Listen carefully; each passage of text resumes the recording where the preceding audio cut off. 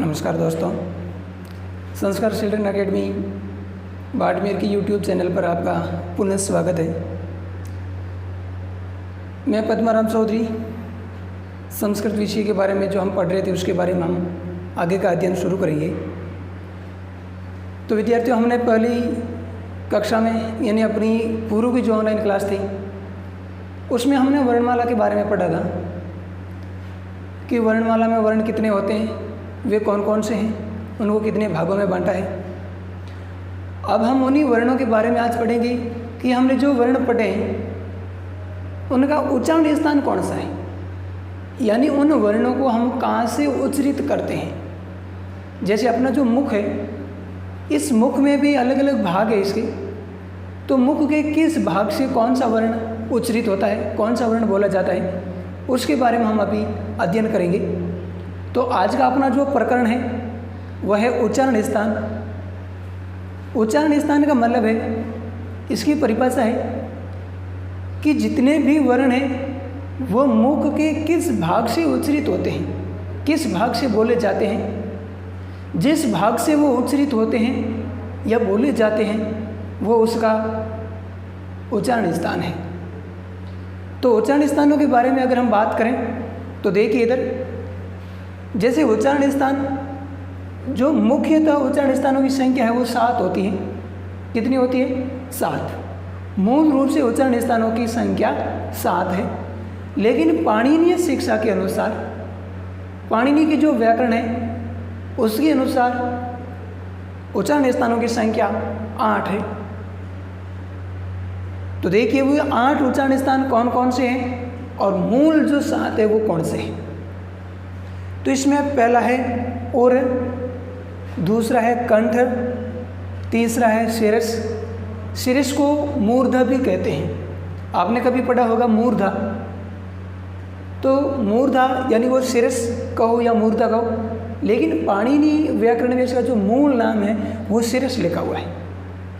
अगला है जीवामूलम, दंता, नासिका, ओष्ठौ और तालु। ये 8 पाणिनि शिक्षा के अनुसार है, लेकिन हमने पहली लाइन देखी है कि मुख्यतः उच्चारण स्थानों की संख्या 7 है। तो इन 8 में से हम किसको काटेंगे? उर। उर का मतलब होता है हृदय, यानी वे वर्ण जो हृदय से निकलते हैं। मूल रूप से हृदय से निकलने वाले उच्चारण संयुक्त ह वर्ण होता है, वही सिर्फ एक उर से उच्चरित होता है। तो मूल या मुख्य जो 7 उच्चारण स्थान हैं उसमें और कुछ शामिल नहीं किया जाता है। अब हम ये देखेंगे कि हमने ये जो 8 उच्चारण स्थान तो पढ़ लिए कि कौन कौन से हैं, लेकिन किस उच्चारण स्थान में कौन कौन से वर्ण आते हैं, कितने वर्ण हैं, वो हम देखेंगे अभी। तो इनके लिए पाणिनि ने कुछ सूत्र बनाए हैं। उन सूत्रों में पूरे वर्ण दिए हुए हैं। जब हम इनको व्याख्या करके पढ़ेंगे, विस्तृत रूप से पढ़ेंगे, तब पता चलेगा कि इस सूत्र में कौन कौन से वर्ण है। तो पहला इसका जो सूत्र है वह है अकुह विसर्जन्या नाम कंठ। क्या है? अकुह विसर्जन्या नाम कंठ, यानी कंठ जो उच्चारण स्थान है उनमें कौन कौन से वर्ण आते हैं। तो इसमें आते हैं अ, आ, क वर्ग। क वर्ग का मतलब हमने पूर्व में जो वर्णमाला पढ़ी उसमें जो वर्गीय व्यंजन या स्पर्श व्यंजन थे उसमें हमने 5 वर्ग पढ़े थे। पहला वर्ग था क वर्ग, तो उसमें 5 वर्ण थे, क, ख, ग, घ, ङ। तो क वर्ग का मतलब यहाँ पर 5 वर्ण है। कितने वर्ण हैं? 5। कौन कौन से? क, ख, ग, घ और ङ। इसके अलावा इसमें आता है ह और विसर्ग। विसर्ग का उच्चारण स्थान भी कंठ है। जैसे हम इस सूत्र की अगर व्याख्या करें तो हम ये भी समझ सकते हैं, जैसे दिया हुआ है अकुह विसर्जनीय। तो यहाँ अ का मतलब है कि अ और आ दोनों वर्ण हैं, न कि अ अकेला नहीं है बल्कि अ और आ दोनों हैं। और आगे दिया हुआ है कु। इस कु का मतलब है क वर्ग। कु का मतलब क्या है? क वर्ग। और क वर्ग में 5 वर्ण आएंगे। इसके बाद आगे दिया हुआ है ह। ह का मतलब ह वर्ण, और ह के आगे दिया है विसर्जनीय। विसर्जनीय का मतलब है विसर्ग। विसर्ग को हम विसर्जनीय भी कह सकते हैं। ये हो गया पूरा। अब इसके बाद में दूसरा जो इसका सूत्र है वह है इचु यसा नाम तालु। क्या है? इचु यसा नाम तालु। इसमें कौन कौन से वर्ण आते हैं? ई, च वर्ग, य और श। अब च वर्ग का मतलब क्या है? यानी च, छ, ज, झ, य, पांचों वर्ण आएंगे इसमें भी। हमने जो पूर्व में वर्णमाला इसीलिए तो पढ़ी थी कि जो 5 वर्ग पढ़े थे वो वर्ग अपने यहाँ अभी काम आएंगे। तो च वर्ग का मतलब है कि पांचों वर्ण। तो जैसे इस सूत्र को देखिए पुनः, सूत्र में क्या दिया हुआ है? ई का मतलब ई हरिस्व और ई दीर्घ दोनों, यानी ई दोनों। और चू का मतलब है च वर्ग, य का मतलब य वर्ण और श का मतलब श वर्ण। इनका जो उच्चारण स्थान है वो है ताल। यानी ऊपर का जो कंठ है, ये कंठ अपने मुंह में कहाँ स्थित है? जैसे अपना ये जो मुख का पूरा भाग है, इसमें यहाँ का जो भाग है ये गला, इसको क्या बोलते हैं हम? गला बोलते हैं। तो यहाँ का ये जो भाग है इसको कंठ कहा जाता है। क्या कहा जाता है? कंठ।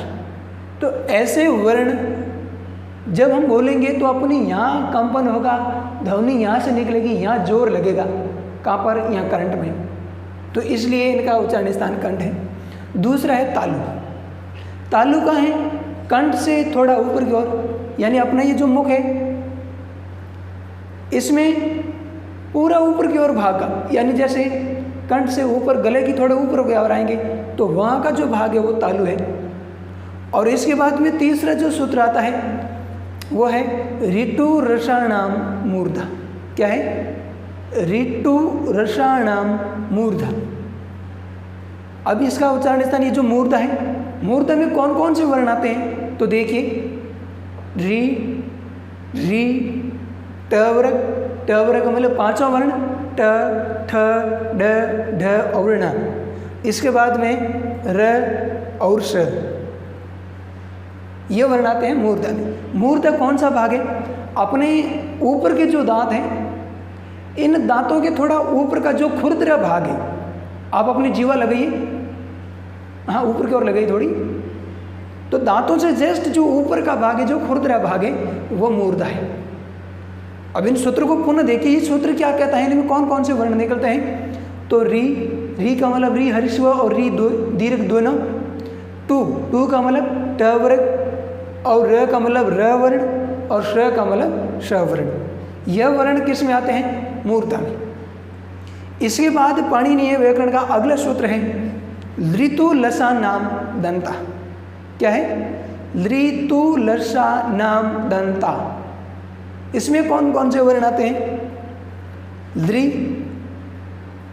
त वर्ग का मतलब त, थ, द, ध, न और ल और श। इनका उच्चारण स्थान है दंता। तो सूत्र को देखिए, सूत्र को जब हम अलग करते हैं तो कौन कौन से वर्ण निकलते हैं वो देखें। लृ, यानी लृ भी एक वर्ण है। जब हमने वर्णमाला में, मैंने आपको पहले एक बात बताई थी कि पाणिनीय शिक्षा के अनुसार वर्णों की संख्या 63 या 64 होती है, जो हम हाई लेवल में पढ़ेंगे, उच्च स्तरीय लेवल में, यानी जैसे 12वीं के बाद के लेवल की बात करें तो उसमें लृ एक वर्ण है। ये लृ वर्ण भी स्वर में आता है।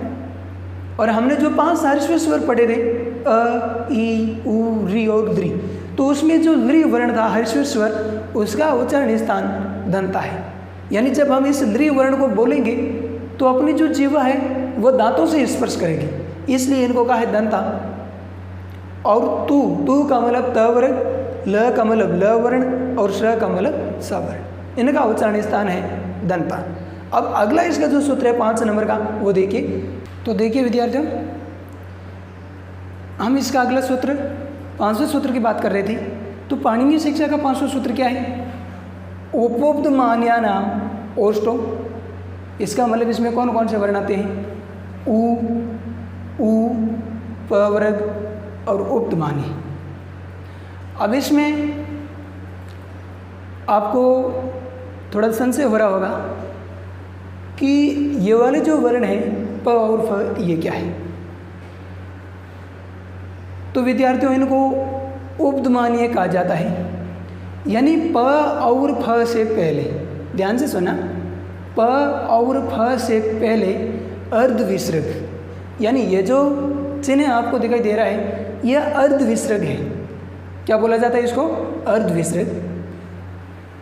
तो ये उपध्मानीय की परिभाषा है कि प और फ से पहले अर्धविसर्ग हो तो उसको उपध्मानीय कहा जाता है। लेकिन उच्चारण करने में, बोलने में हम इनको प बोलेंगे और इनको फ ही बोलेंगे। उच्चारण करने में इनमें कोई परिवर्तन नहीं है, उच्चारण वैसे ही किया जाएगा। अब पुनः देखिए इसको, क्या दिया हुआ है सूत्र में? उपध्मानीय। उपध्मानीय। उ का मतलब है कि उ हरिस्व और उ दीर्घ दोनों, इनका उच्चारण स्थान ओष्ठ। ओष्ठ का मतलब ये दोनों के होठ। जब हम बोलेंगे उ तो अपने दोनों होठ आपस में स्पर्श करने के बाद खोलेंगे, तो इनका उच्चारण स्थान है ओष्ठ। अगला है प वर्ग। प वर्ग का मतलब प, फ, ब, भ, म। तो ये पांचों वर्ण जब हम बोलते हैं, इनका उच्चारण करते हैं तो अपने दोनों होठ स्पर्श होते हैं। आप खुद प्रयास कीजिए, प्रैक्टिस कर लीजिए बोल करके, जैसे प, फ, ब, भ, म, होठ स्पर्श होने के बाद खुलते हैं, तो यह है ओष्ठ। इसके बाद अगला जो सूत्र है वह है यम गणना नाम नासिका। क्या है विद्यार्थियों? य, म, ङ, ण, ना, नाम। यम गणना नाम नासिका, यानी इसमें कौन कौन से वर्ण आते हैं? य, म, ङ, ण, न। यानी विद्यार्थियों, प्रत्येक वर्ग का पंचम वर्ण, मैंने पहले आपको बताया था जब हम वर्णमाला पढ़ रहे थे उस समय, कि प्रत्येक वर्ग का जो पंचम वर्ण है वो नासिके वर्ण है। कैसा वर्ण है? नासिके। नासिके का मतलब है कि हम जब इन वर्णों का उच्चारण करेंगे तो ध्वनि नासिका से निकलेगी, यानी यहाँ पर भी जोर पड़ेगा, नासिका पर भी थोड़ा जोर पड़ेगा, इसलिए ये नासिके वर्ण है। और ये कौन से हैं? प्रत्येक वर्ग का पंचम वर्ण। जैसे ये ङ है, क वर्ग का पंचम वर्ण है। ये च वर्ग का पंचम वर्ण है। ण ट वर्ग का पंचम वर्ण है। न त वर्ग का पंचम वर्ण है। और म प वर्ग का पंचम वर्ण है। तो विद्यार्थियों ध्यान देना कि हमने यहाँ पर ये जो 5 वर्ण लिखे हैं, इनके उच्चारण स्थान दो है, ध्यान रखना। एक तो इन सभी का उच्चारण स्थान नासिका है। कौन सा है? नासिका। इसके अलावा जब हमने ये जो यहाँ के ऊपर के जो 500 सूत्र जो पढ़े थे 1 से लेकर के 5 तक, इसमें जो प्रत्येक में जो वर्ग आया है वह वर्ग किस में आता है? जैसे क वर्ग है तो क वर्ग का उच्चारण स्थान कंठ है, तो क वर्ग का पंचम वर्ण क्या है? ङ। तो ङ के उच्चारण स्थान 2 हो गए, एक तो कंठ और दूसरा नासिका। इसके बाद जैसे यहाँ देखिए तो यहाँ किस वर्ग में आता है? यहाँ तालु में आता है। इचु यसा नाम तालु। इचु चु यानी च वर्ग। तो च वर्ग का पंचम वर्ण क्या है? यह है, तो यहाँ का उच्चारण स्थान तालु है और नासिका भी है, तो कितने हो गई? 2। अगला जैसे ण है तो ऋतु रसाणाम मूर्धा। ऋतु, टू का मतलब है ट वर्ग, तो ट वर्ग का पंचम वर्ण क्या है? ण है, तो ण का उच्चारण स्थान क्या हो गया? मूर्धा, और दूसरा हो गया नासिका। न किस में आता है? त वर्ग में। त वर्ग का उच्चारण स्थान क्या है? ऋतु लसा नाम दंता। यानी ऋतु, तू का मतलब है त वर्ग, तो तू वर्ग यानी त वर्ग किस में आता है? दंता में आता है, तो न का उच्चारण स्थान दंता भी है और नासिका भी है। अगला है म, तो म किस वर्ग का है? प वर्ग का पंचम वर्ण है, तो प वर्ग किस उच्चारण स्थान से उच्चरित होता है। तो इसके लिए हमने ऊपर अभी जो सूत्र लिखा है 5वां, उपउब्धमान्या नाम ओष्ठो, यानी प वर्ग किस में आता है? ओष्ठ में। प वर्ग का उच्चारण स्थान ओष्ठ है, तो म का उच्चारण स्थान ओष्ठ भी है और नासिका भी है। तो इस तरीके से हमें ध्यान देना है कि इन 5 वर्णों के उच्चारण स्थान दो है। एक तो वह मूल वर्ग किस वर्ग के साथ में है और उस वर्ग का उच्चारण स्थान कौन सा है, और दूसरा इन 5 का उच्चारण स्थान है नासिका। अगला देखिए, इसके बाद में अगला सूत्र दिया हुआ है एदई तो कंठ तालु। इनमें 2 वर्ण आते हैं, ए और आई। सूत्र क्या कहता है? एदई यानी ए और आई, एदई तो, ए और आई, ए तो यानी ये दोनों कहाँ से उच्चरित होते हैं? कंठ तालु से।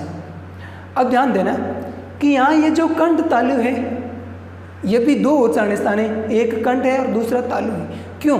क्योंकि ए और आई ये दोनों भी 2 वर्णों से मिल करके बने हैं। अगला है ओदो तो कंठोष्टम। इनमें भी 2 वर्ण है, ओ और औ। सूत्र क्या है? ओदो तो कंठोष्टम। ओदो यानी ओ और औ, ये तो ओ और औ ये दोनों कंठ ओष्ठ में उच्चरित होते हैं। कंठोष्ठ ये भी 2 उच्चारण स्थान है, कंठ और ओष्ठ। अगला है वकारस्य दंतोष्टम। इसमें सिर्फ एक ही वर्ण आएगा, वह है वह वर्ण। वह का उच्चारण स्थान दंतोष्ठ है, ये भी 2 है, दंत और ओष्ठ। दंतोष्टम, दंत और ओष्ठ। इस तरीके से दंतोष्ठ में सिर्फ एक ही वर्ण आता है, वह। इसके बाद अगला जो है सूत्र वो है जीवा मूल्य से जीवा मूलम।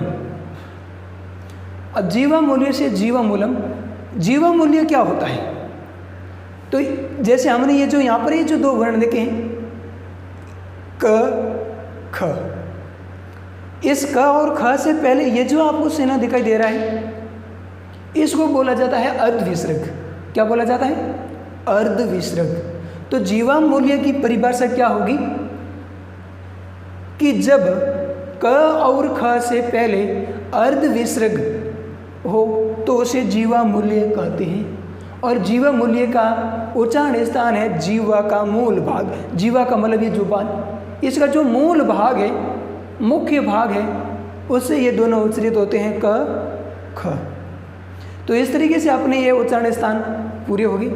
अब अपने को ये इसमें करना क्या है कि जो मूल रूप से जो हमने सूत्र लिखे हैं, इन सूत्रों को अच्छे तरीके से लिखना और पुनः इनको समझना, इनकी व्याख्या समझना कि जो सूत्र लिखा हुआ है ये सूत्र कह क्या रहा है, इस सूत्र में कौन कौन से वर्ण आ रही है, इनकी व्याख्या का है।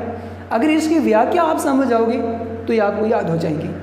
जैसे हम अगर इस सूत्र की बात करें यम गणना नाम की, तो आपको करना क्या है, जैसे आपने लिखा यम गण ना नाम नासिका, तो बस आपको इनमें से यह वर्ण अलग करना है, य म न न और न। जैसे यह हो गया उपउब्ध मानिए, तो इसमें उ दोनों उ आ जाएंगी, और उब्ध मानिए उ प वर्ग और उब्ध मानिए। जैसे एदई तो ए और आई।